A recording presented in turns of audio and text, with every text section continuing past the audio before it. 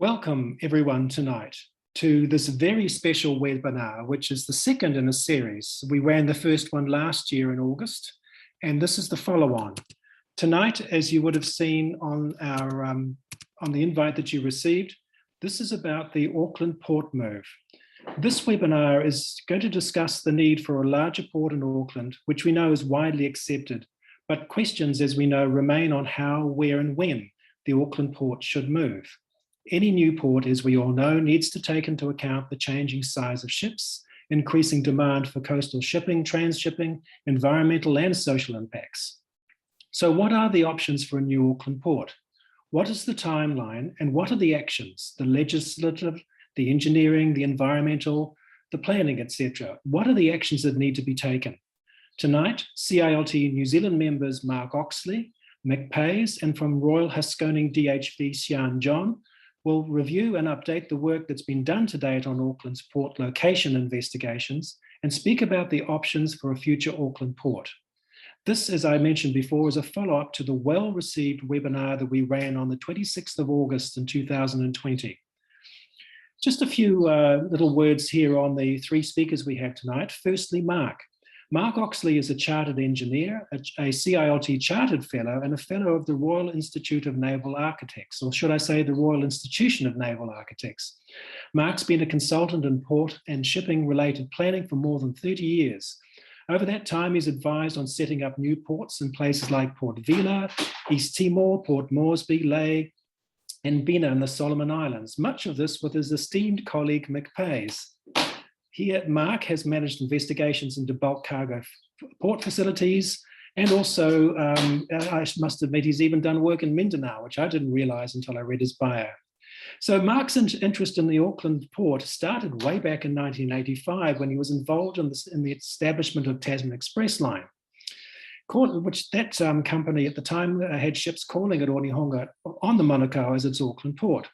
And Mark's been wondering ever since about the value of putting an Auckland port on the Manukau. Now over to Mick.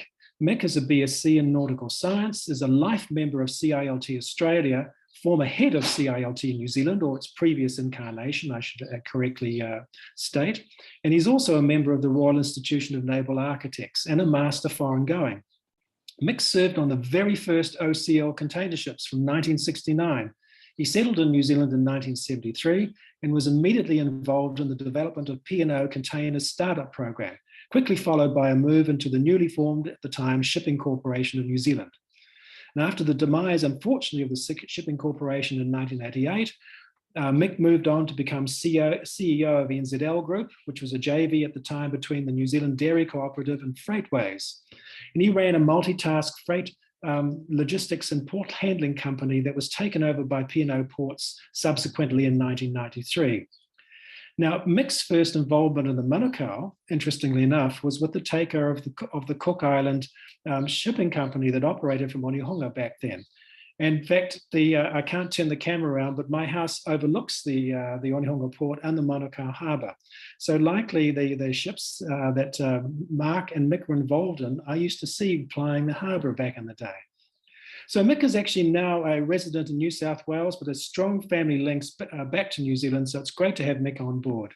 And lastly, Sian John. Sian is actually a New Zealand-trained coastal geomorphologist, and she's Royal Haskoning DHV's lead for coastal adaptation in New Zealand, Australia, and the Pacific.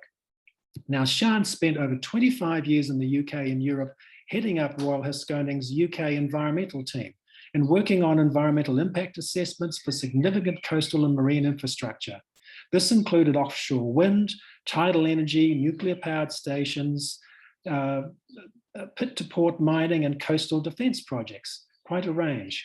However, for over 2 decades, Sian's focus has been on brown and greenfield port development, consenting and impact mitigation. This included London Gateway, the Port of Felixstowe, Southampton Port, Northern Gateway, and many others across Europe and elsewhere. Highlights being working in the Middle East, Europe's western seaboard, Africa, and Australia. And then Sian came home in 2018. It's great to have her back in New Zealand with all her experience. So we've got 3 really impressive speakers tonight to talk about a very interesting topic. So I'd like to actually hand over first off to Mark Oxley to start proceedings. Mark, the floor is yours.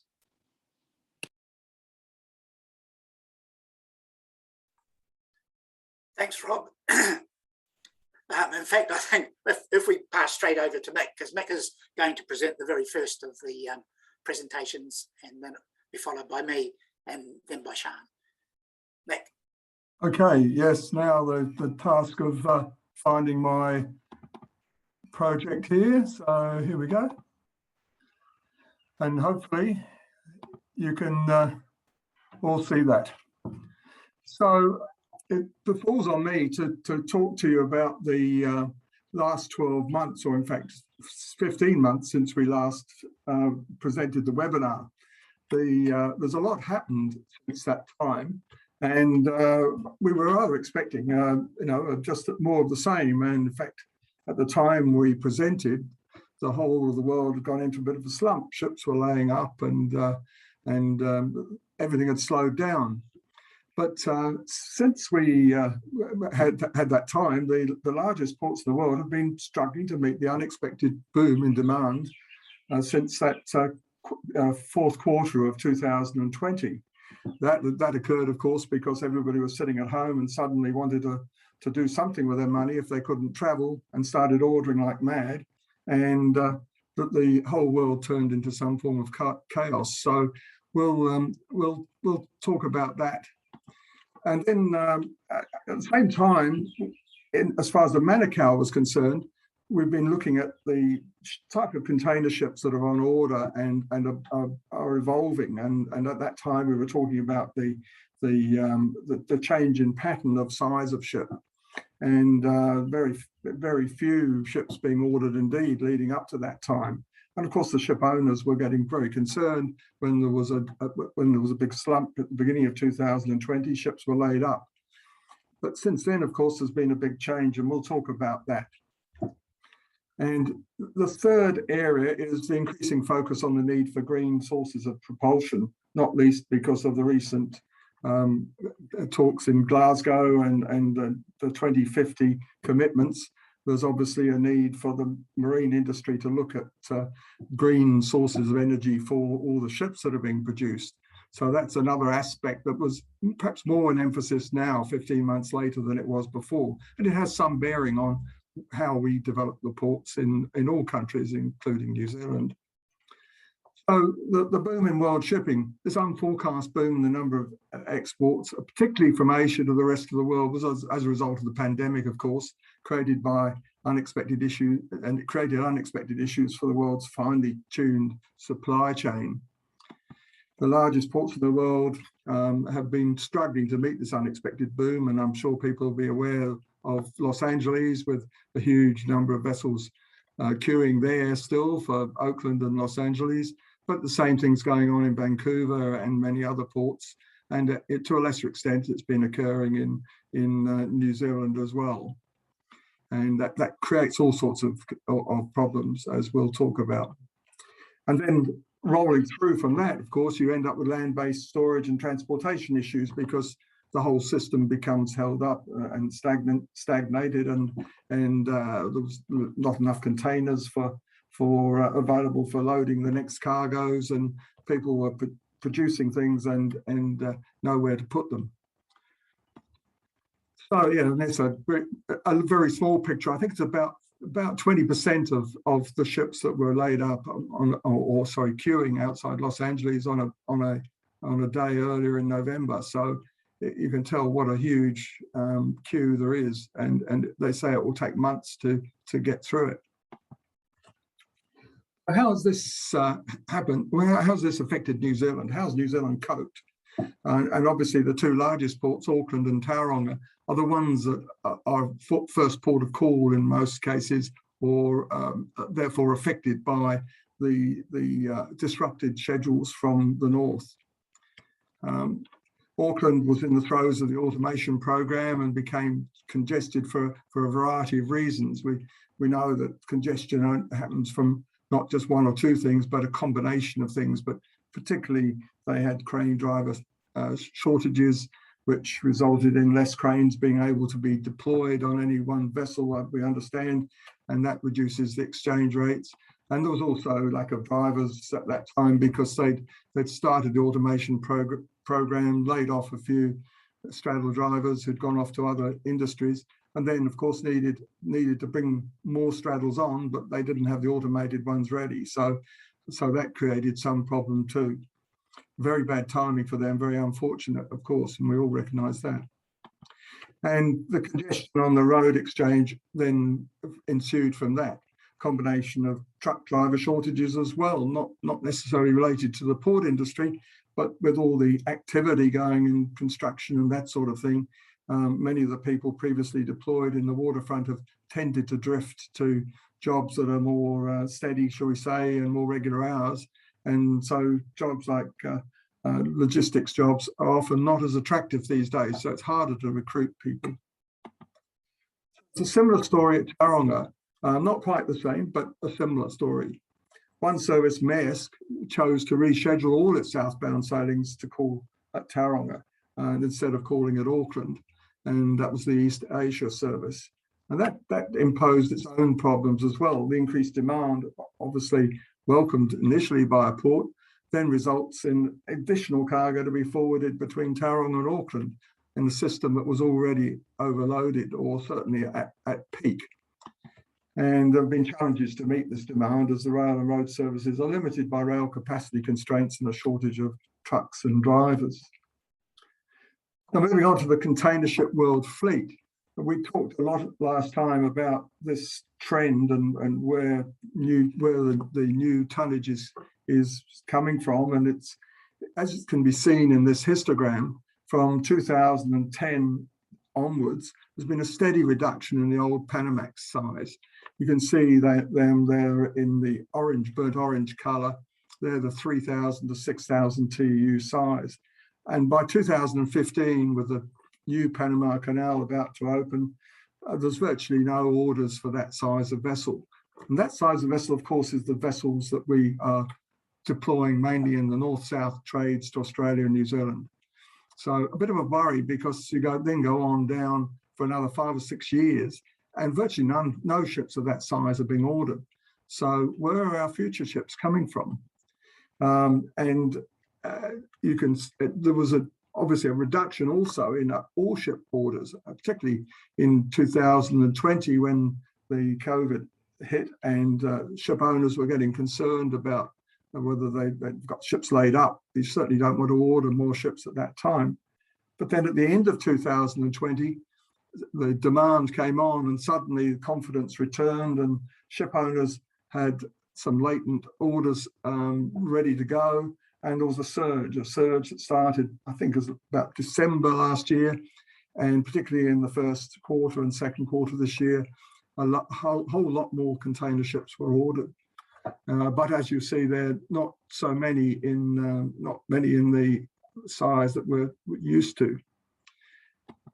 But of late, this is the breakdown of the ships of the size that are used in the Australia and New Zealand trade. And you can see on the bottom of this that just lately there's been a number of orders of ships of the 5,000 and 7,000 ton sizes.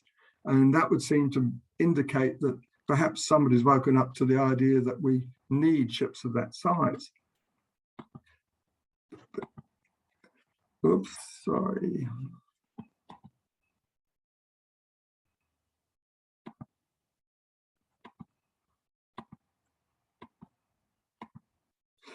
If we look at this little table on the right, the latest 7,000 TEU vessels that have been ordered are not quite what you might expect based on earlier vessels.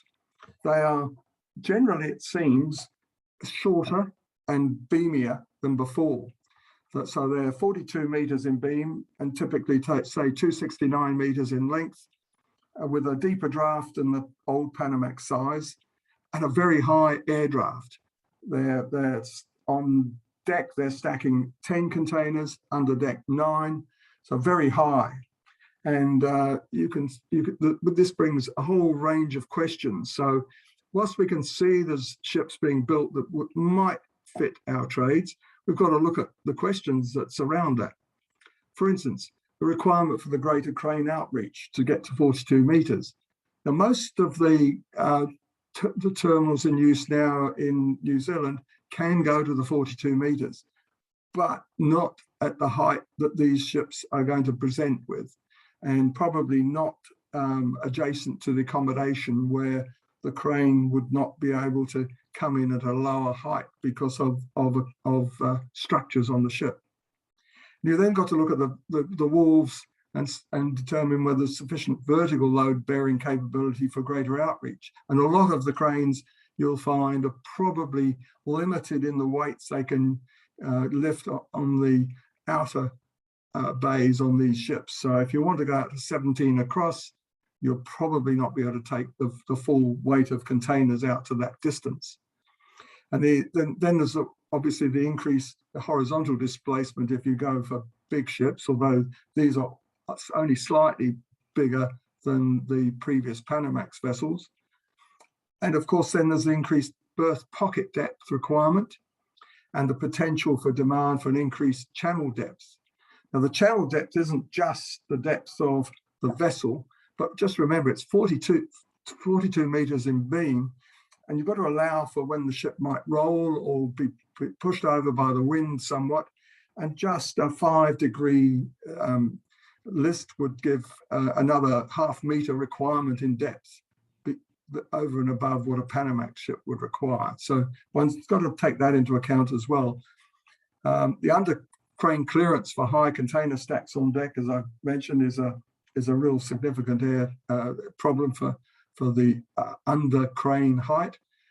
And then in Australia in particular, and remember many of our trades are combined with Australia, the air draft suitability for bridge clearance in Melbourne is far from that level. They have to be under about 52 metres to get under the bridge to go to Swanson Dock.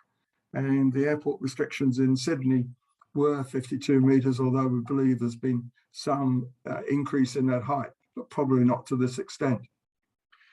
And overall, you've got a lower crane intensity potential. Why?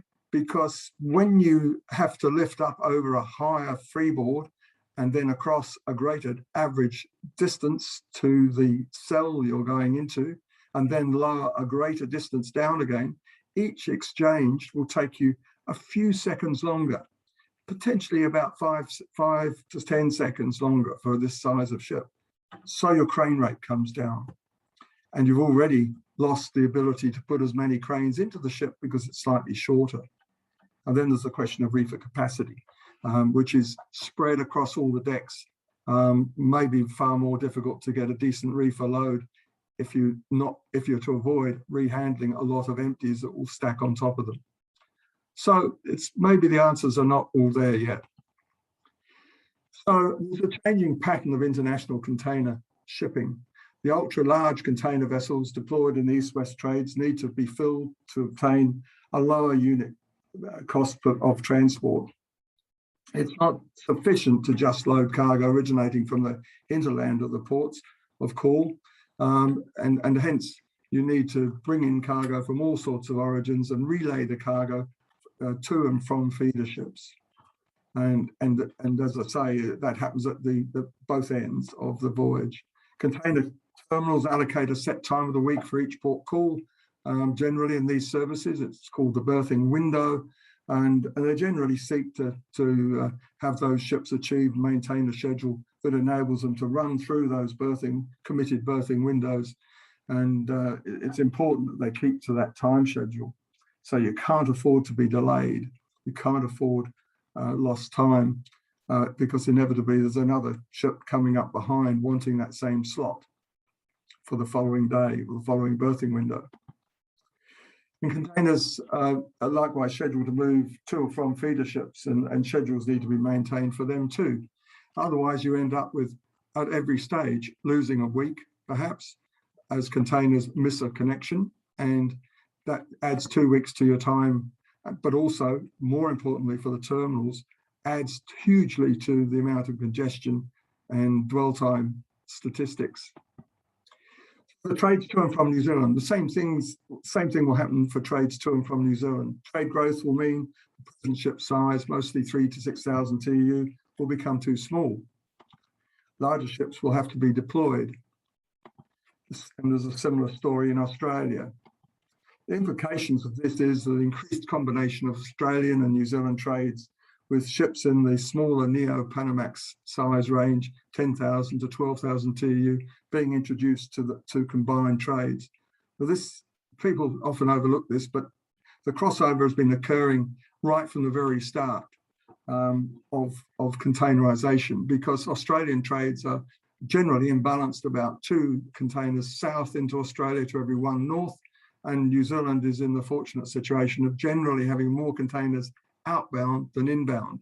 So it makes a lot of economic sense to combine at least some of the routes with Australia and enable empty boxes to be brought across from Australia to New Zealand to be used in the northbound voyage.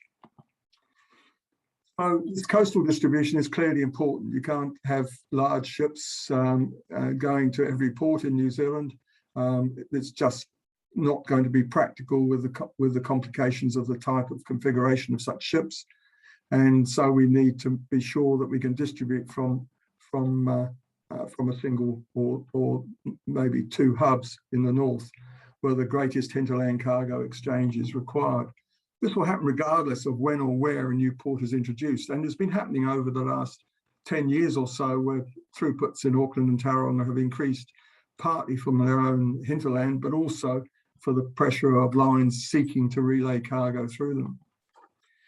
And now this is becoming more and more recognised. The New Zealand government has recognised this, that they need to promote this feeding of cargo, more coastal distribution, and 30 million has been allocated through the National Land Transport Programme to help make this happen and encourage and revitalise coastal shipping. And then moving on to the last subject was reducing greenhouse gas emissions, which has a bit of a twist in the tail. The expectation of governments of this net zero carbon emission also provides challenges for ship operation and design, as well as port planning. Ships, of course, on average last, say, 24 years. It might be anything from 16 to 36 to fit in with survey requirements. That tends to indicate that ships built after 2026 should meet the desired 2050 standards for net zero carbon emission. Power supply will come from such sources as methanol, hydrogen, ammonia, biofuels, etc. A new port location will be much better placed to be the location where new fuels can be made available to the ships serving the trade. It's hard to envisage that Tauranga and the current operations at Auckland could also be a huge fuel base for all sorts of fuels, by the way, not just one. Whereas if you have a new port, you can provide for that. Ultimately, of course, reducing the distance from the North Island to the southern ports by 33% using Manukau instead of Auckland and Tauranga will be a really effective way of reducing emissions. So those things are all very important as far as the future is concerned, and one of the main reasons we think Manukau is absolutely the place the new port should go. Mark will now review the findings of the Sapere report in 2019 and how the recent changing patterns set out add to the benefits of a transition to a higher capacity container port on the Manukau. Over to you, Mark. Thank you, Mick.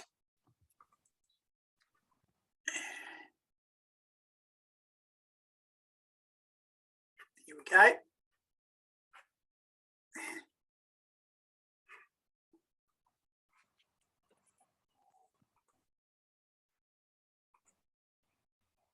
A port on the Manukau. I've put a photograph here, which is Delta Port Vancouver, which shows a sea island in the deeper water required for the ships, linked to the land by a causeway. And you can see in that particular port, it's a container terminal and a coal loading terminal. It's got rail connections for both containers and the coal, and it's got road connections into the hinterland network throughout Western Canada and probably all the way to the East Coast. In Mick's presentation, he had a photograph there showing London Gateway, which is a port which has been built on the shoreline, extending out into deep water, which is relatively close to the shoreline. So the present situation, the need for a larger new port. 12 months ago, we reported on 2 studies that conclude that the Manukau is the preferred future Upper North Island port. It was the port future study that was commissioned by Auckland Council, and the Sapere report, which the government commissioned and Ministry of Transport engaged Sapere to undertake. And we now have the prospect of the items that Mick canvassed. We've got larger ships and relay of transship cargoes through Upper North Island ports. And as he pointed out, the existing ports were built for container ships 50 years ago. They're 50 years old. They're not designed to accommodate the larger ships. Many channels and berth pockets are too shallow and channel bends too tight. And larger beam means a larger outreach of cranes for the reasons that Mick set out. It can mean many things. For example, too high loads on wharf structures. And from the Port Future Study and Sapere work, we find that Auckland and Tauranga will not have the long-term required capacity going out a generation of ships and more past 30 years. Auckland appears to be at capacity now, in fact, even after automation is complete, and Tauranga is seeking to extend its wharf in the southern direction by a much needed one berth in the associated stack area. If we add in the demand presented by increased coastal shipping and transshipping cargo needs to be handled twice at a hub, and it also occupies stack slots while waiting for the onward ship. Auckland and Tauranga presently handle about 130,000 TEU each year of transships. But the imports and exports from southern regions, the regions outside the Upper North Island, in 2020, they totaled about 775,000 TEU. So the potential additional transships, the difference between those two numbers, is therefore up to 645,000 TEU every year, which results in twice that, 1.3 million containers a year in additional handlings. That is a 10-fold increase in transships. Auckland and Tauranga presently handle between them 1.8 million containers a year last year. So if they were to handle all of the southern ports transships, their unplanned potential increase is anything up to 70% of the total throughput of their present total throughput. And even if it's only half this, it represents an increase of more than a third. The two ports would not be able to cope. How long have Auckland and Tauranga got? The two ports are virtually at capacity now. A berth extension and added stack area at Tauranga might add 400,000 containers a year, maybe enough for 10 years. But what then? I think it's obvious that a multi-berth increase is needed. If only you could add the berths on at Auckland and Tauranga. The Port Future Study and Sapere both concluded that neither Auckland nor Tauranga have much in the way of long-term expansion capability. So we can conclude a new port is required, and from the Port Future Study and Sapere, we can also conclude that the best choice is a new port on the Manukau. So let's inspect that. Do a quick review of the presentation that we gave last year on the Sapere reports. They showed that the economics massively favours Manukau over other existing or greenfield options. And this graph here shows their benefit to cost ratio. They used as their base case the present Port of Auckland plus a reclamation that was 800 metres to the east out into Mechanics Bay. They acknowledged that this is hypothetical and would be very difficult to consent, but they needed an index case to measure against. You can see that of the options that they considered, Northport had a benefit to cost ratio of only 0.13. Tauranga was quite a bit better at 0.21. The Firth of Thames was 0.12, and then combining both Northport and Tauranga, that was only 0.12. And when you dive into their analysis, the reason for this is that the operational costs of the hinterland transportation, which is long distances in all of these cases, combined with very high capital costs for the Firth of Thames, but it's those operational costs that affect the net present value. Whereas with their analysis of Manukau, it had a benefit to cost ratio of 0.44, still not 1, but a lot higher, more than double all of the others. And the main reason for this, although it has high capital costs, is that the operational costs are very much lower because, especially for the imports, the hinterland is adjacent. But even then, their analysis omitted some significant advantages. There's shorter shipping routes, which Mick alluded to in his address, from Australia, and for services that come via Australia from Asia. You can see that a west coast port is much, much closer than anything on the east coast. In fact, about 200 nautical miles in terms of a round voyage. But more significantly, anything that goes from the northern North Island to southern ports in New Zealand, the round voyage from Manukau to the southern ports is 450 nautical miles shorter. That's a day's steaming. This results in really significant fuel savings and, of course, greenhouse gas emission reductions. The overall saving, we estimated to be about $142 million a year, and in present value terms, around about $666 million.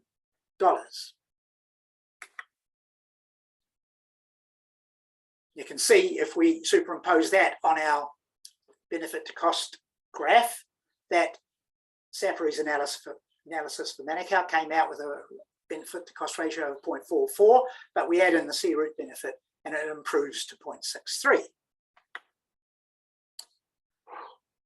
They didn't fully address the issue of a change of port for cargoes. So, for example, if the steel exports and the coal imports for the steel mill came through the Manukau, and if fuel imports also came through the Manukau, thereby not requiring the use of the pipeline from Marsden Point and reducing those costs and massively improving the resilience of Auckland and having two ways of getting fuel to Auckland, there's a $250 million present value benefit to that. That was our estimate. And also in the Safary analysis, they and their infrastructure advisors overstated the dredging costs for the Manukau option that they considered compared with the other options. They used $60 a cubic metre instead of $15 a cubic metre, a more realistic $15 a cubic metre that they used for the Northport and Tauranga options. And this amounted to a difference in capital cost of $1.5 billion, and in present value terms, $650 million.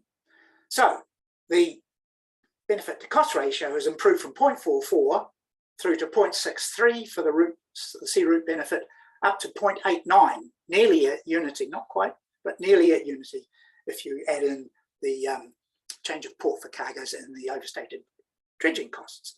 It's overwhelmingly in favour of Manukau.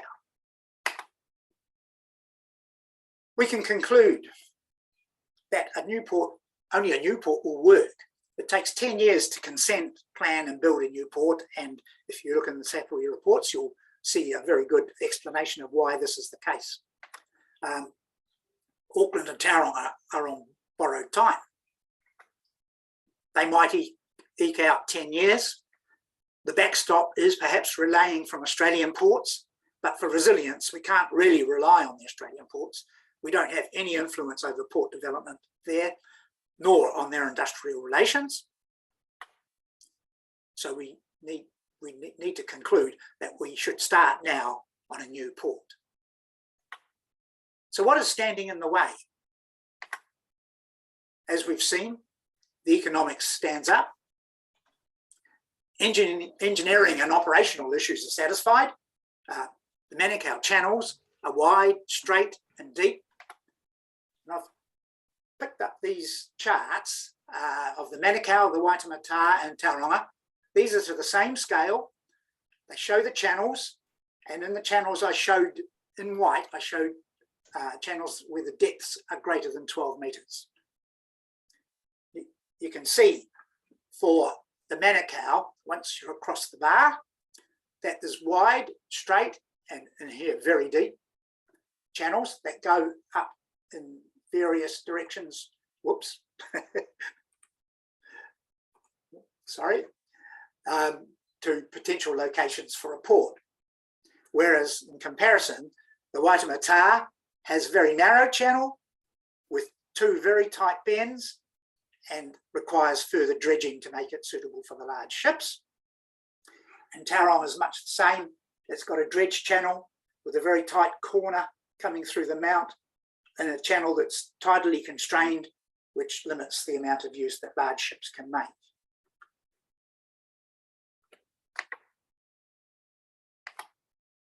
Sapere and their coastal modelers eCoast, they modelled the bar showing that sedimentation is manageable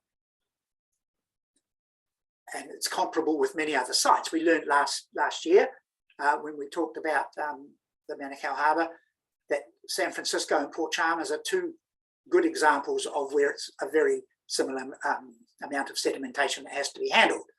And I've just put here the charts of San Francisco and Manukau Harbour entrances. Again, these are to the same scale, and the 12-metre depth is in white. And you can see in the top one, the channel that was built over 100 years ago for entry into San Francisco. And then you're in the deep water that's behind the bar, and the deep water that goes through the heads of the harbour. And in the Manukau, we've got a very similar situation, deep water behind the bar, leading to deep passages between the harbour going out into the inner reaches. So you can imagine that if a channel such as that in San Francisco, which is very successful, it gets maintained by dredging 6 weeks a year. It's been doing that, as I say, for over 100 years. The same thing could happen here on the Manukau. So a bar channel is attainable and safe. Wave action in a channel, there's attenuation in the wave action, so it's much less than on a bar.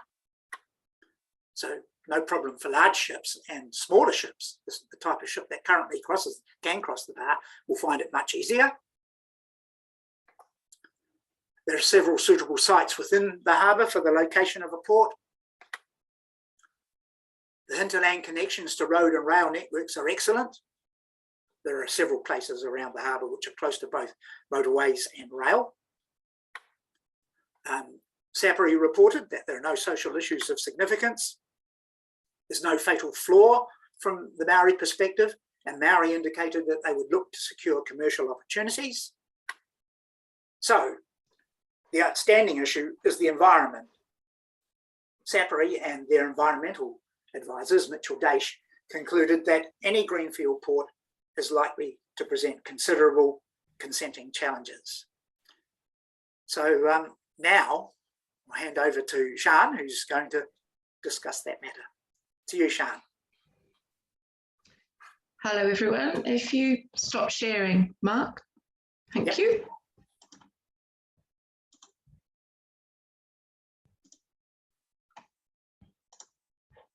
Hopefully you can see that now. Is that good for everyone? Hasn't come up here yet, Sian.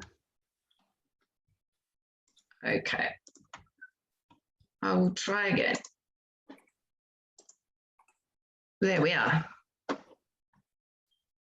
Yes. Perfect. So my starting point is where Mark left off, in that any greenfield port is likely to present considerable consenting challenges. And that is undeniable, really. But my take on it is that given the consenting challenges we've seen the ports of Auckland and Tauranga and Northport recently face, so is port expansion. So consenting challenges aren't unique to greenfield sites. They would be challenging for brownfield sites and the expansion of our existing facilities. So in my view, it's better, rather than focusing in on the environmental constraints in the first instance as a determining factor for where you should put a port, it's better to look at what the best option is for that port in terms of economics, the supply chain, shipping logistics, because those factors have more of an influence on where ports should and shouldn't be. And then you should seek to overcome the environmental and consenting challenges. Now, I say that within reason, because there would be some locations where you would never put a port and it would be inappropriate to do so. So within reason, we need to look for the best location in terms of supply chain logistics, and then look at how we deal with those environmental issues. I also don't think it's necessarily the case that obtaining consent for a new port will be more challenging than for an existing port, because that's what the Sapere report determined. I think that in the terms of a new port, you actually have the opportunity to select the right site, which some of our older ports don't have that benefit. So moving on, what are the constraints? Well, they relate to the expectations of the New Zealand Coastal Policy Statement, and in this case, the Auckland Unitary Plan, which we're all aware of.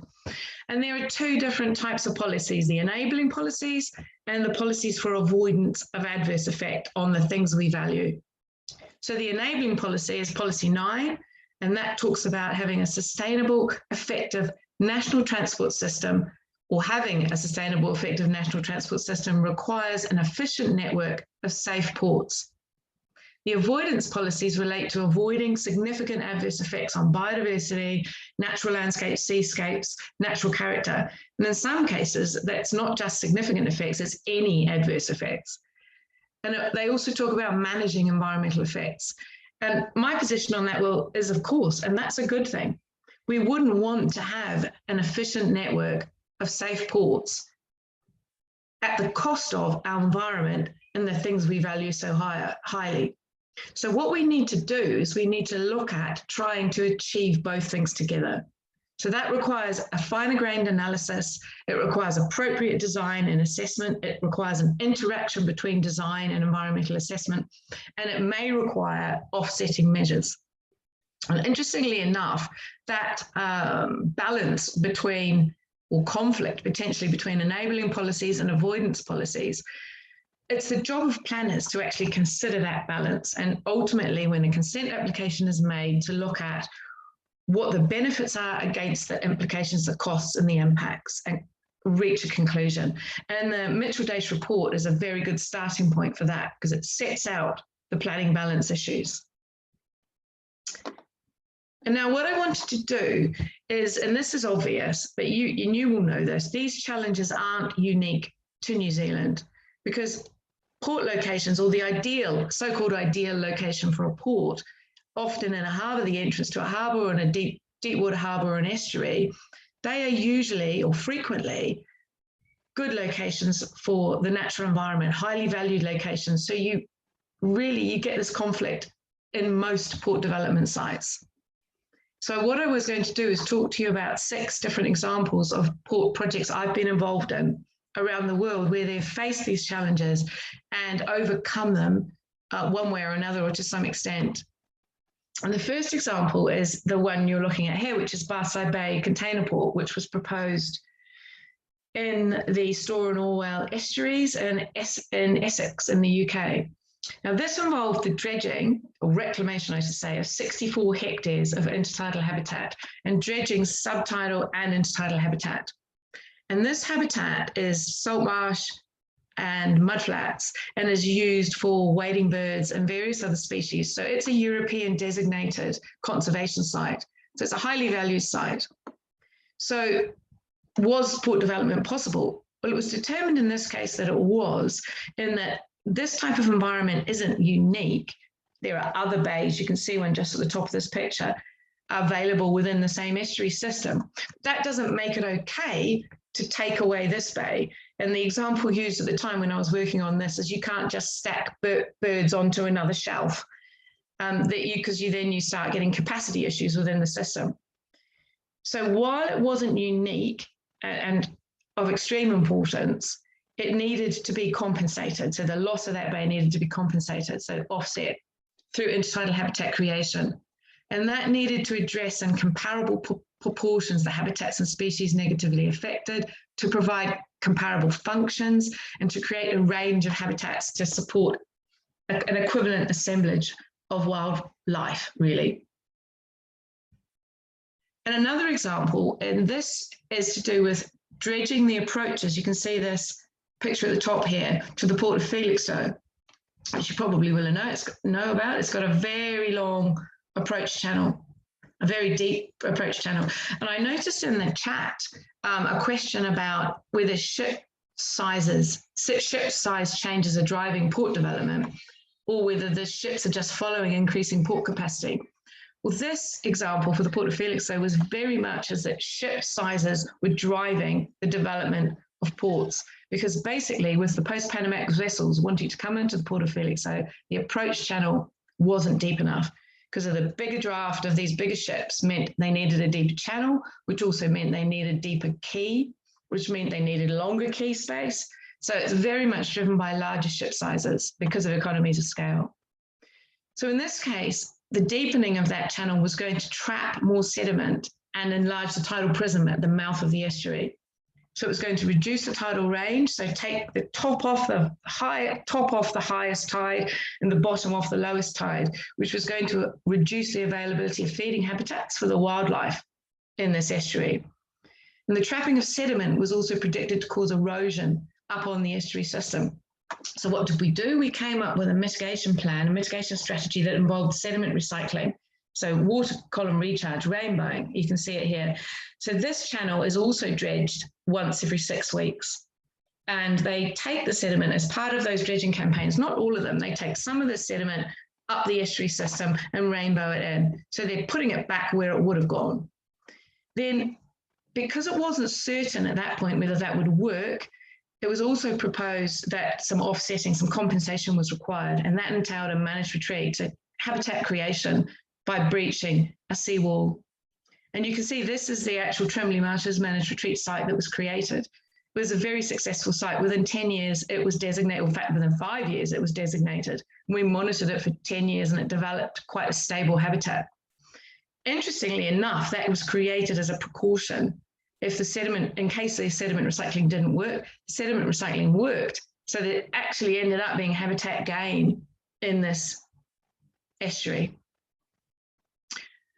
Another example in a similar location, again to do with the Port of Felixstowe, and this was they needed to lengthen their quay to accommodate these larger ships. You can see the straight line of that big quay face.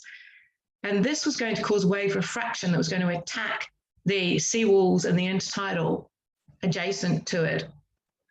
And so what we decided to do was to enhance the foreshore, so create some bunds by push-ups in effect and put dredge material behind those bunds to create a richer habitat for bird feeding and also to provide protection against wave attack of that seawall. Now, another interesting thing about this project, this solution, I should say, it was designed to evolve and adapt because we know we are facing issues of sea level rise and that wall wasn't sustainable anyway. So the idea was not to create a solution that would last forever. It was going to last 10, 20 years to buy time to allow a longer adaptation strategy to be developed. My fourth example is infamous London Gateway project, which I was involved in for a number of years. And it was interesting that this project was begun by P&O Ports. And when P&O Ports began it, they actually tried to say that developing this port wouldn't have any impact on nature conservation.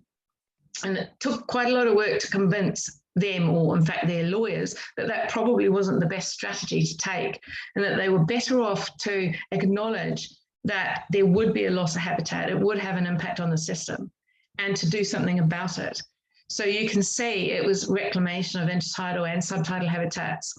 And an interesting one in this project, it was determined that the actual footprint on the intertidal wasn't that great, but it was determined that you were going to change the function of this part of mucking flats through the accretion of sediment, which was going to take it out of the tidal range so it wouldn't be available for feeding birds and fish and so on. So that effect was acknowledged.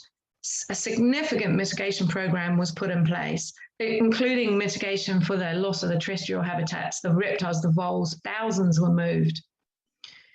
And also to new intertidal habitats were created. One on Mucking Flats, so here, and that's the picture you can see up here. This is that was it being created, and that's it now. And another one on the other side of the estuary. And what is interesting is if you watch the now DP World's videos about London Gateway, they expound their good environmental values and the environmental gain that was created as a result of this project. And moving away from that part of the world into Rotterdam, a slightly different project, and this was an enormous reclamation, creating new land in effect. It affected over 3,000 hectares of subtidal habitat. So what they did here was they actually designated a marine reserve 10 times the size of the area affected. So 31,000 hectares of marine reserve was created. And quite controversially, the main measure that was taken in that marine reserve was to put in place fishing restrictions. So that made a big change to the availability of the fish resource for birds and to protect the flora and fauna in that system. And they also put in place other measures such as creating sand islands for birds and those sorts of things. And that's been a very successful project in a valued ecosystem. And just changing the flavour a bit, this is Port Mole in Gabon. And a different type of project because there's different types of regulations in place here. But again, it was reclamation and then there was dredging. They were extracting sediment from a borrow area to create this reclamation. So in this environment, you have sand, you have turtles, you have mangroves and seed grass, lots of important and highly valued ecosystems. And the types of effects were noise, light, water quality changes, potential for smothering. And the way this was dealt with was not through compensation or offsetting, but mitigation and management. So there's lots of things you can do: directional lighting, the use of tickler change on the suction heads to move species on before the dredger comes, species observers, thinking about overspill, but also having a good relationship with the NGOs, the conservation groups, and monitoring the effects of the project. And this is fundamental to any of these types of strategies. You need to monitor and you need to have triggers in place that trigger a response. So if an effect gets to a point that it's unacceptable, that you then do something about it and manage that effect. So that's it. Those are the examples. And just to wrap up, so how do you achieve good or maintain good environmental values and port development? Well, it's through good site selection, it's through good design and assessment. And it's also through accepting some acceptance of risk, because this is a coastal environment. It's dynamic, it's uncertain, it will change. So we need to be aware of that and cognizant of that when we do our designs. We need good data, good information exchange, and we need adaptive management plans. Also, shared responsibility work, shared decision-making, groups coming together in participatory forums to ensure that different goals are being met. Ultimately, you need a single point of responsibility for delivery or it won't work. But shared responsibility is a good thing in that decision-making. And you also need to accept or develop an iterative, flexible approach. So you need to monitor, report, and respond. So that's me, Mark. Thanks, Sian. Stop sharing. Just put up a conclusions.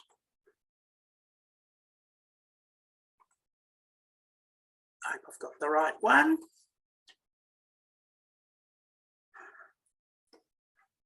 Right. And you can see we're back to the photograph of London Gateway. Where does this leave us? Mick has pointed to looming congestion issues at Auckland and Tauranga, even in the present patterns of shipping, the increasing size of ships and its impact on port infrastructure, and the increasing tendency to relay cargo at hub ports by transshipment. I outlined the implications for Auckland and Tauranga created by greater transshipping, which swamps port capacity, and in my view, Auckland and Tauranga won't cope in the long run. And I reviewed the Sapere report The economics, engineering, operations, hinterland access and social issues all stack up. But the outstanding issue is that of environmental consentability. And Sian has shown how other projects overcome environmental and consentability challenges, that proper planning is required to achieve balance, and that we can progress through good data and information exchange, adaptive management plans, shared responsibility for this, but with a single point for delivery, and an iterative, flexible approach, monitoring, reporting, and response. So there we are.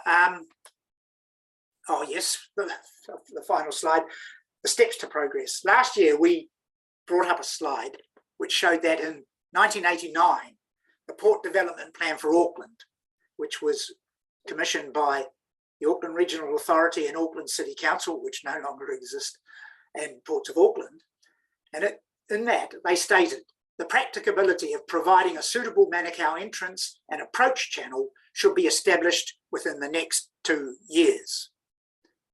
The Sapere report finally did this 30 years later in 2019. Finally, we're on the way, but it needs some leadership. The project needs to be followed through to its conclusion, and even if that's negative, although we see no evidence of any acceptable alternative, a sponsor is needed. And I suppose our final message, it would seem incumbent on government to be that person to sponsor, to empower a party to deliver the project. So that's the end of our presentation. Back to you, Rob. Thank you, Mark. I am Parth. Oh, I am. Hello. So sorry, Rob has something else come up urgently, and he'll sort that out. In the meanwhile, thank you very much, Sian, Mick, and Mark. Some interesting points that have been put up. There are a few good questions. I wonder if there are any more questions. I would encourage everyone to put them on in the Q&A section, which will help us to answer them effectively, because considering we are about 75 participants, audio questions would become slightly difficult.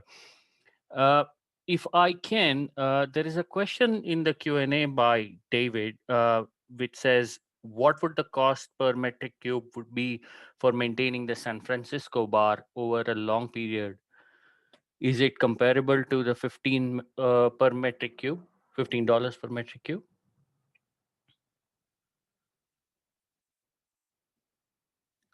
Mark, would you be able to? Myself there. Sure. I don't know what the cost is, but the volume of sediment that there is on the San Francisco bar, I'm just going from memory, but you can find it on our presentation from last year. It's of the same order of magnitude, but slightly less than has been modelled for the Manukau. Port Chalmers is also of a similar magnitude, but slightly more than the sedimentation that would occur on the Manukau. And New Plymouth is another one that springs to mind, and there was a port in Portugal as well. So it's kind of, and because it's the sediments are transported by tidal flow and wave action, they tend to be sands and things like that. So the dredging requirement is maintenance dredging, which would be somewhat similar in all cases. Right, thank you. Just going back to the chat questions, Tom, since you're a panelist, would you want to unmute yourself and ask the two questions that you had asked before on the ship size changes and stuff? Happy for you to carry on, Parth. You may wish to select some of them or not. So sure. Happy for you to cover them. Thanks. Sure. So Tom's question was on ship size changes driving worldwide port development, or ships just following the increasing port capabilities? Shall I have a go at that, Mark?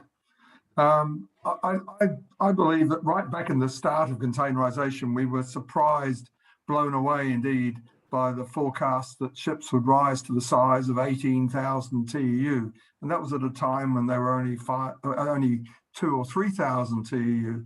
And that was largely driven by the idea that you could get through the Malacca Straits and get around the world with a ship of that size, perhaps, and that ports would respond. And indeed, the main ports have responded to that sort of size requirement in the east-west trades.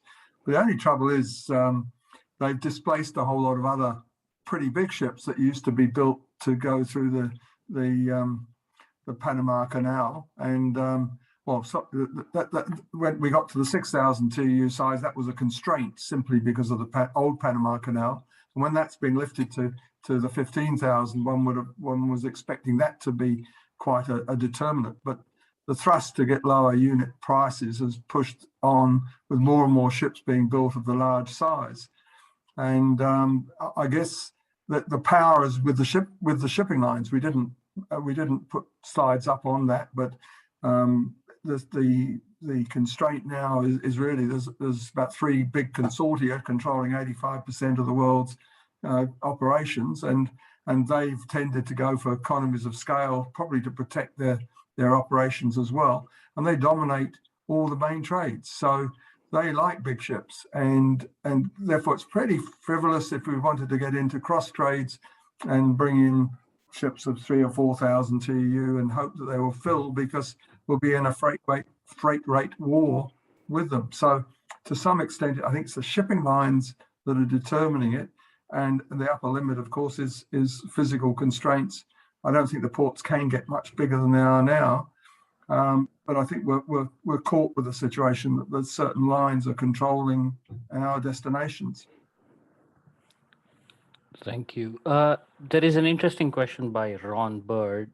Ron, if I can just unmute you, and would you like to ask your question? I believe Mark would be the right person. Ron, would you like to unmute yourself? And So just yeah. Yeah, evening everybody. I'm just concerned about the Manukau Harbour. We now live in the rural area of that, between the two areas, the Waikato River mouth and the Manukau Harbour. Now, I've crossed that bar many, many times in ships. That bar is constantly moving. We lost a ship way back in history called the Orpheus, which was hampered on the Manukau bar.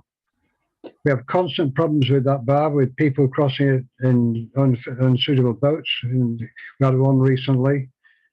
So I'm concerned because our local town of Waiuku is where the channel comes down the official peninsula on the inboard side.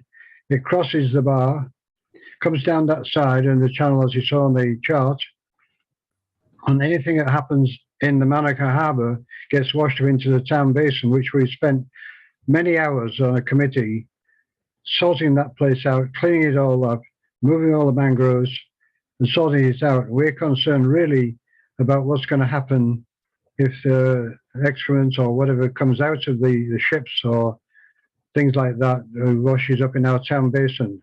That's my concern. It's a major concern. We worked hard to keep it clean, and we'd hate to see it go backwards. Thank you. Thanks, Ron. And it's many years since we've spoken. I think it was in Tuvalu 20 years ago when we when we last met. Yes,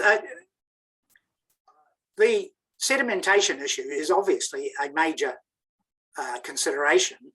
Now, I'm not a coastal engineer or a civil engineer, I'm a naval architect. So I can't really speak authoritatively on that aspect of it, but the work that was done for Sapere by eCoast, who are coastal engineers, showed that the tidal stream in and out every tide cycle carries with it sediments which deposit in, if a channel were built, deposits in that channel over time, and also wave action, especially major wave action. And they looked at 15 years, and there were 3 particular storms they looked at, would deposit sands from the outside of the channel into the channel. They showed that it wasn't to the extent that it would close the channel, which would be a major obstacle, a major preventer of building a port. I can only point to all ports have sedimentation issues because of tidal streams and wave action. It's the nature of ports that are direct onto a coastline. And in San Francisco, which, as you saw, is almost identical to that in the Manukau, they've had their channel there. They've also got a, I think there's 3 channels, but there was one that you could see on that chart. And it's been maintained through all that time. So I think this is something that needs to be confirmed, but the work that's been done to date indicates that it really wouldn't be a major concern. Mark, can I also comment on that in terms of the last part of your question, Ron, about your concerns about discharges, waste, those sorts of things that might affect the environment that you've worked hard to clean up. I mean, that would be one of the issues that a good environmental impact assessment would look into, trying to ensure that any adverse effects downstream or upstream in other locations didn't occur. So you'd need to look at the patterns of water flow and all those sorts of things. But more and more now, ships in particular and ports are being heavily controlled in terms of what they're allowed to discharge, where they're allowed to discharge.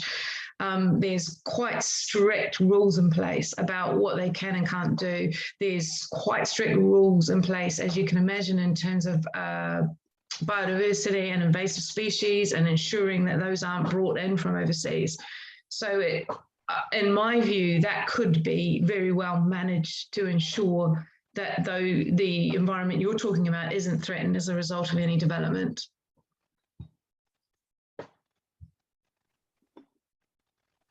Thank you.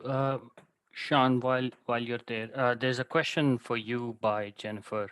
What are your thoughts on mitigating the construction and operational effects of a Manukau port on coastal processes, ecology, recreational use, noise, and air quality? Yeah, that's a nice simple one, Jennifer. But there's so many directions you could go in answering that question, as you know, and coastal process effects and ecological effects, I can't really comment on without knowing where you would go in the Manukau. And as you know, the SAPRI report looked at 3 different locations, but there are other alternatives as well. So you'd have to look quite closely about where you were proposing to put a port and what its design was. But there's quite a lot that could be done in the first instance through the design of the facility to avoid effects on coastal processes and ecology. And then you'd have to look at what the ecological effects are to determine what strategies you might take to minimize any effects, because you'd want to avoid in as far as you can in the first instance. And then in terms of things like air quality, noise, it's a similar answer to the question about, or the point we just made about ballast water and invasive species and those sorts of things.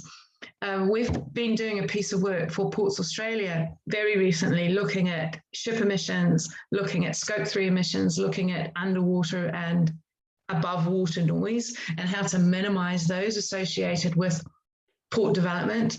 And again, things are improving significantly in terms of how you manage noise. For example, the measures you take, slowing ships down, and ship emissions are reducing significantly.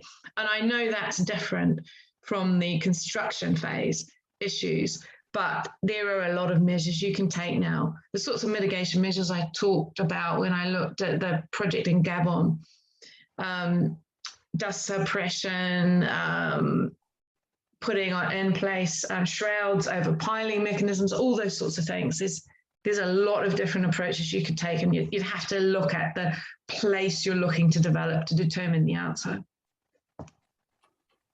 Thank you. There are a couple of questions. So Dave and Andrew raised very valid points to the question. So one is the savings shown on the journey time from Australia. What about vessels coming from the USA, for example? Manukau would be a diversion. Andrew has similar thoughts where he mentions what are the thoughts on the by the shipping lines? What do they think having to go to the Western harbor and then serving the eastern ports? Do you think there'll be additional costs? Well, with respect to the North American and Panama Canal routes, I would imagine they would continue to go to Tauranga and Auckland. In my view, Auckland should remain as a container terminal. So it would be natural for them to do that rather than to come right around North Cape to come down to the Manukau. And those routes represent about 1/3 of our trade. And there's another 1/3 that comes from North Asia, Japan, Korea, and China. And that kind of equidistance in terms of East Coast and North Coast ports in the northern North Island. But of course, then the cargoes from there want to go on, or about 1/3 of the cargoes want to go on to southern ports. And so Manukau is beneficial in that case. And the last third of our cargo tends to come from Southeast Asia, from Malaysia and Singapore. Some of it comes through Torres Strait, but that's constrained in terms of ship size to around about a 4,000 TEU ship. And some of it comes around the South Australian Bight through to Melbourne and then across to New Zealand. And obviously a West Coast port would favour them. So that's my thoughts on what would happen in terms of patterns. Mick, have you got a comment on what the shipping lines view might be? Yeah, I think the answer is that there's all sorts of answers to this. We're not going to end up with everything going to the hubbing port. As you said before, Mark, in terms of demand for Auckland and Tauranga during this interim period, perhaps it's half of the cargo would need to be transshipped. It's a trend that's heading in that direction, but we'll see a combination of all sorts of sizes. Some lines will come into, will want to put a bigger ship into a couple of their services, and they'll still have one or other services running through from a North Island port to the South Island, and they'll relay through their own vessels. The ships that come from the Panama and from the west coast of the States to the north, and they already go to Australia first and then come back via New Zealand to head back across the Pacific. So from their perspective, the Manukau is more convenient than going into Tauranga. But Tauranga is going to continue to figure. It's going to continue to be a big player. And indeed, Mark and I have never believed that the Manukau is the only answer. It's the answer to providing an opportunity for bigger ships to be calling and let the market take care of that. The market will inevitably move in that direction, we believe, but not necessarily to exclude all other options. But one has to provide somewhere else for the cargo to go because there simply isn't enough capacity. And so you've got to recognise how it's going. And the same with the coast. When we've looked at coastal options of how you might run a networked service, you don't ignore the possibility of a service that goes up through the east coast to Tauranga and back, but perhaps it doesn't go on to Auckland. It goes, it's a service that goes to Napier and Tauranga and turns around and goes south again with relaying cargo that way. And the majority, however, still going from Auckland south, and that cargo out of Manukau will possibly be somewhat like a Bass Strait service with a combination of trailers and Rolex, Maffei, and cellular containers on deck predominantly. So it's going to be a combination, but you've got to create the port to create the opportunity to make sure that New Zealand can get the best economics and provide for the capacity, which is the buzzword. We haven't got the capacity unless you want to fill in the Waitemata Harbour, and nobody seems to want that. Thank you. There's a question in the Q&A regarding navigability of the bar that was often raised. It's an issue with the underwriters. Lines would not be able to get insurance and hence it remains unattractive. Are there any experiences of overseas where insurance issues that would be quite relevant and informative for us over here? That really was a red herring that was raised in the Northport study. And Sapere and their advisors, their shipping advisors, followed up on that because it was put up as such an important thing by the Northport study. And they found that there was no justification for that statement at all. As for navigability, large ships coming through a channel on that bar won't even notice it. It's the middle-sized and smaller ships that are affected by following seas when they're entering port. We already have small ships that come across the bar, Pacifica's ships, for example, and the cement carriers in the days that they were those two lines were calling it Onehunga. And of course, with a channel, the navigability of those particular ships becomes a lot easier because the wave motion is reduced. The ECOAST study showed that it reduces by about 1.2 meters in wave height for any given wave height.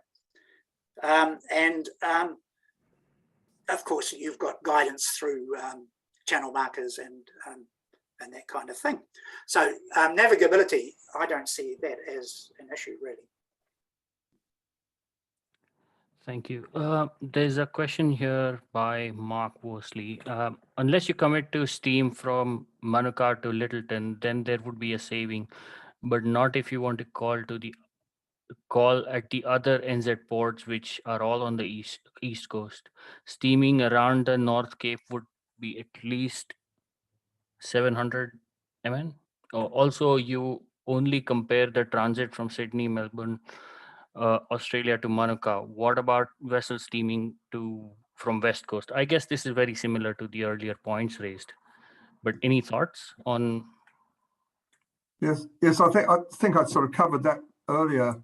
That the East Coast ports would have to be serviced one way or another. It might be that some of the international lines enter into arrangement when they have a smaller vessel scheduled to go up the East Coast and they participate in feeding cargo, or you might put one or more coastal vessels to do that feeding. I mean, if you're going to totally feed all the cargo up and down from one or two hub ports up in the north of the North Island, Mark, I think we worked out that 7 or 8 ships would be needed.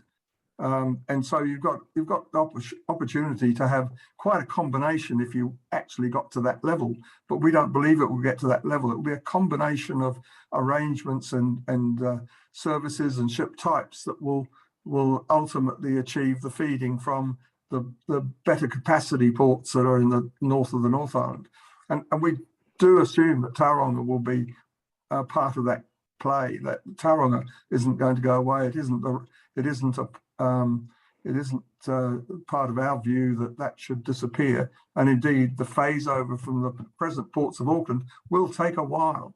You won't suddenly build 6 or 7 berths in Manukau to do a huge container port. You'll do one that is big enough to efficiently service the bigger ships when they come, and you'll gradually see how the market evolves with time to take up that as the major port, or it maybe just stays as equal or somewhat bigger than Tauranga ultimately.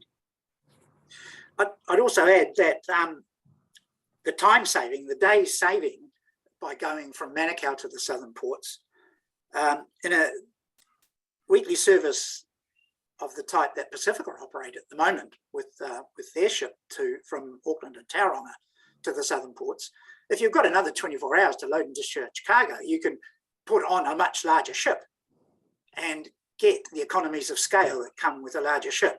So it would be difficult for a feeder service that operates out of the East Coast ports to compete with another feeder service that operates out of a West Coast port.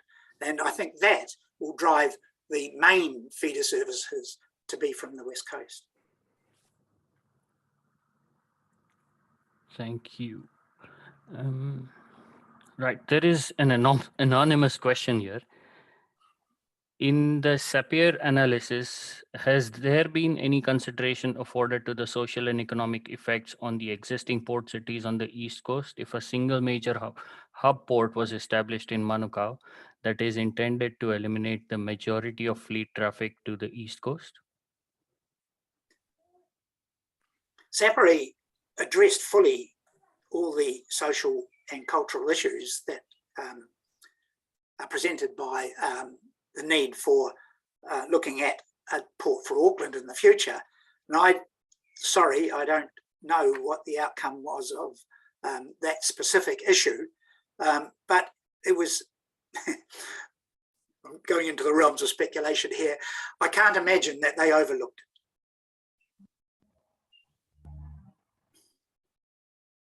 it. You can find the SAPRI reports on the Ministry of Transport website under the Upper North Island supply chain strategy on their website, and you can find the information there.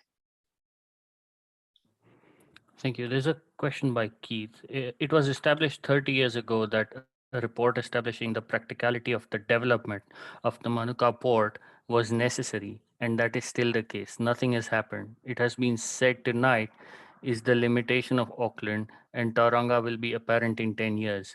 It has also been said tonight that planning of the new port will take 10 years. Lastly, it is said by Mark that government need to drive the location of Manuka port investigation. Is there any commitment from the government?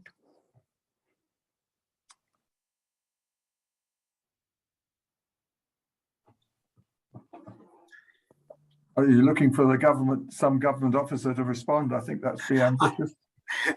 I might say that we understand that Ministry of Transport are undertaking a national supply chain strategy, which covers all modes of transport, and in which domestic cargo and import-export cargo plays its role in that particular study. So perhaps our plea is months too late. They might be on the way. Hopefully this will push them in that direction if they weren't fully considering it. And Keith, maybe it's a bit difficult to ask a government officer to respond in this forum at the moment, but it is something perhaps that we should ask government to make clear. Dave has put an interesting point forward. You put the dredging costs at $15 per cubic meter, whereas the Sapere suggested 65 per cubic meter. What is the justification for the $15 figure? The $15 was used by, SAPRI used two different port consultants. They used one firm to look at the existing ports of Northport and Tauranga, and a second firm to look at the infrastructure development costs for the greenfield sites, which was Firth of Thames and Manukau. The Firth of Thames didn't need any dredging in the scenario that they looked at. And what that consultant did, he recast the port future study costings, which had in it $60 a cubic metre for dredging. But the advisors who looked at the existing ports, Northport and Tauranga, they had the advantage of, for both those ports, of actual dredging costs, capital dredging costs, and investigations that had been done into deepening their ports. So they knew what the realistic costs were for that type of material in that location. And in discussions that I've had with coastal engineers and civil engineers, it's apparent that a similar figure ought to apply to the Manukau.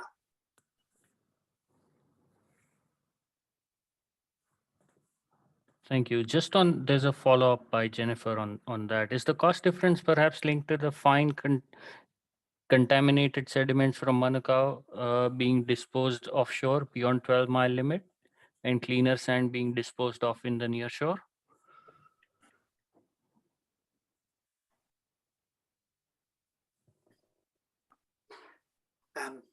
I don't think we can comment on that, Mark, can we? No, we don't. It depends on the nature of the dredgings, doesn't it?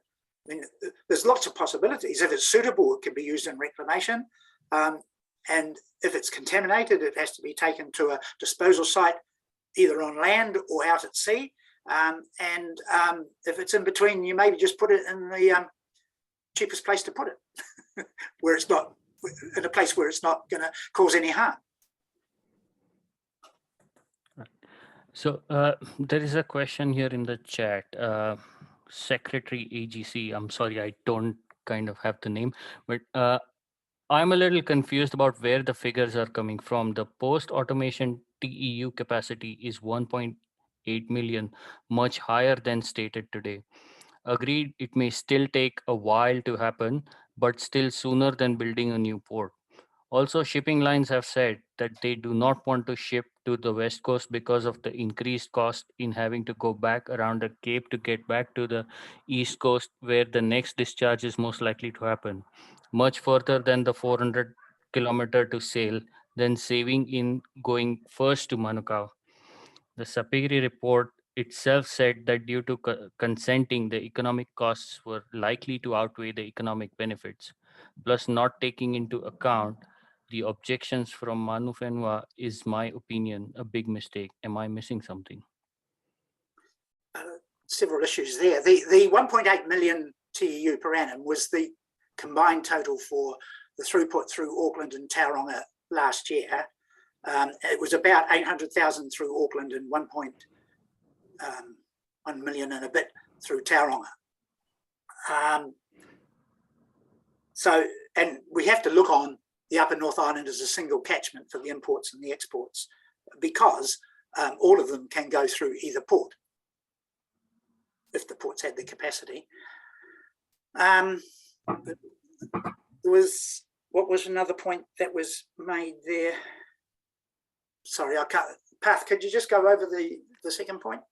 Sure. So the second point was about shipping lines not wanting to go back and forth from West Coast to East Coast because it is much further than 400 kilometers to sail.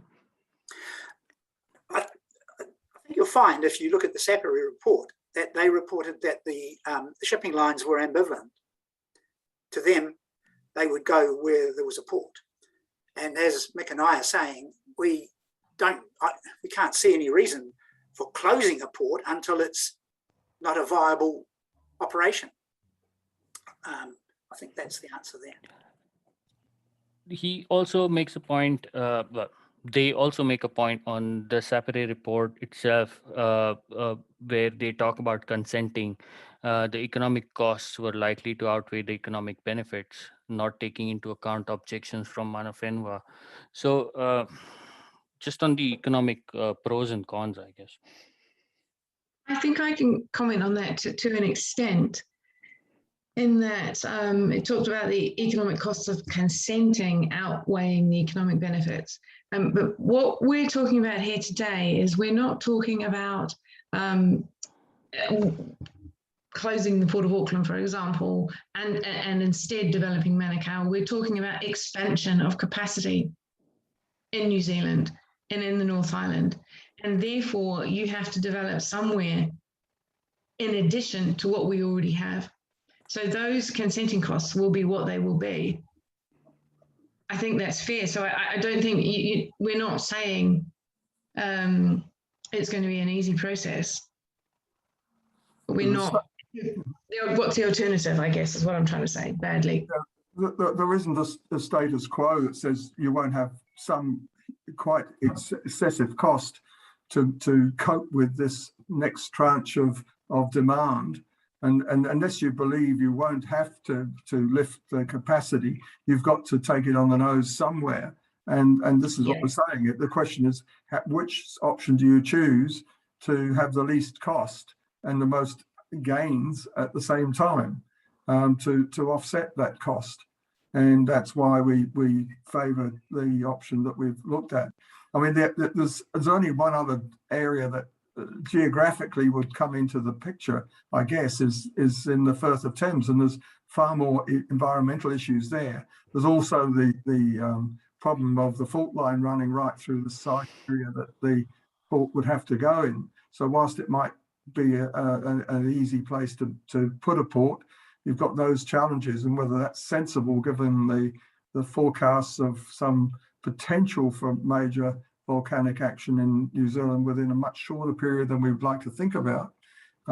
You've really got to weigh those things up and say, well, we're talking about resilience as well as economics here and ability to trade successfully. We've got to be resilient and have options in the event of unknown things in the future. Thank you. David has shared some thoughts here.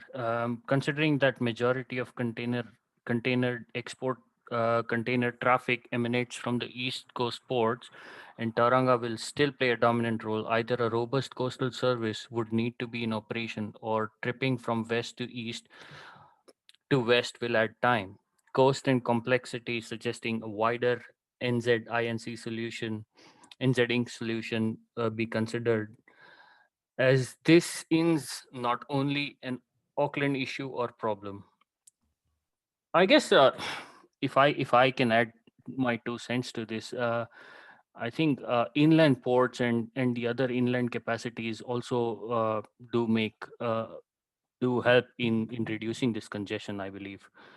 What are the panelists' thoughts? On inland ports.